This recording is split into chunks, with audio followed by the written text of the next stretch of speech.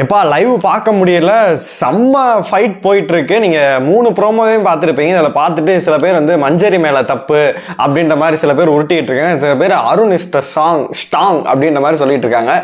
அருண் பார்த்தீங்கன்னா ஒன்னத்துக்கு ஆகாத பார்த்தீங்கன்னா எல்லாத்தையும் ப்ரொவோக் பண்ணிட்டு தெரிகிற ஒரு பையன் தான்.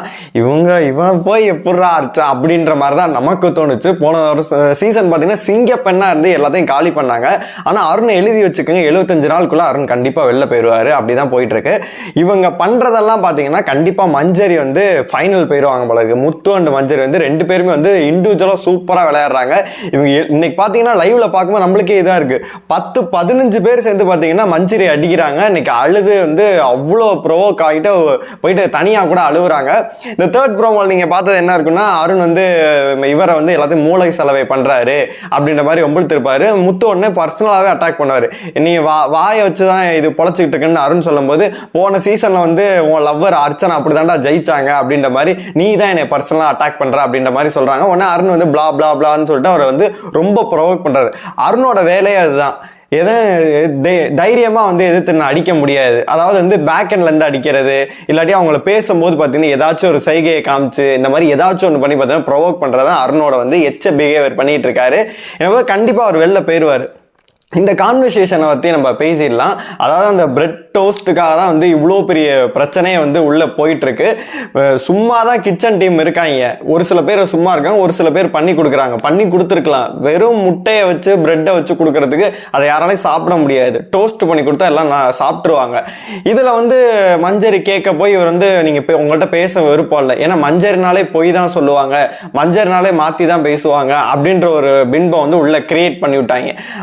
முத்து வந்து பார்த்தீங்கன்னா வாயால தான் பொழைச்சிக்கிட்டு இருக்கான், வேற ஒன்றுமே அவனுக்கு கிடையாது, இண்டிவிஜுவல் பிளேயரே கிடையாது அப்படின்ற மாதிரி அருணுக்கு ஒரு எண்ணம். அதனால பார்த்தீங்கன்னா இவங்க 2 பேர்த்தையும் காலி பண்ணும். அருணை பொறுத்தவரைக்கும் டேரெக்டாக வந்து முத்துவை தாக்கணும் முடியாது, ஏன்னா சரிச்சு விட்டுருவாங்க.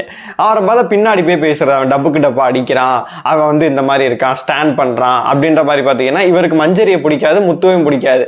அதை வந்து தீபக் வந்து சுத்தமாக வந்து கேப்டனாகவே நடந்துக்கவே இல்லை. ஃபுல் அண்ட் ஃபுல் பார்த்தீங்கன்னா அருணோட சொம்பா தான் அவர் நடந்துக்கிறாரு. அந்த இடத்துல வந்து 2 சைடு இருக்க பிரச்சனையை கேட்டு அவர் வந்து அட்ரஸ் பண்ணியிருக்கணும். ஆனால் வந்து முத்து தீபக் அவர்கள் பார்த்தீங்கன்னா அப்படி பண்ணவே இல்லை. ஃபுல் அண்ட் ஃபுல் பார்த்தீங்கன்னா அருணுக்கு தான் ஸ்டாண்ட் எடுத்து மஞ்சரியை ஃபுல் அண்ட் ஃபுல் தாக்குறாரு. இதில் என்ன கடுப்பாக இருக்குது அப்படின்னா, உள்ளே வந்து எல்லாருக்கும் கொளுத்தி போடுறது, எல்லா வேலையும் பார்க்குறது, ஊர்கிழவி வேலையை பார்க்குறது விஷால். ராணவை ஏற்றி விட்டு அவ்வளோ பெரிய பிரச்சனை ஆனதுக்கு காரணமே பார்த்தீங்கன்னா விஷால் தான். ஆனால் வந்து பலிகாட் ஆனது வந்து ராணவ்கிட்ட போயிட்டு வந்து ஜாக்லின் இந்த மாதிரி, அதாவது அருண் இந்த மாதிரி, ஒவ்வொருத்தரை பற்றியும் எக்ஸாம்பிள்ஸ் ஒவ்வொருத்தரையும் பற்றி பார்த்தீங்கன்னா ட்ரிகர் ஆக்கி விடுறது, ரயான் இந்த மாதிரி அப்படின்ற மாதிரி சொல்கிறது.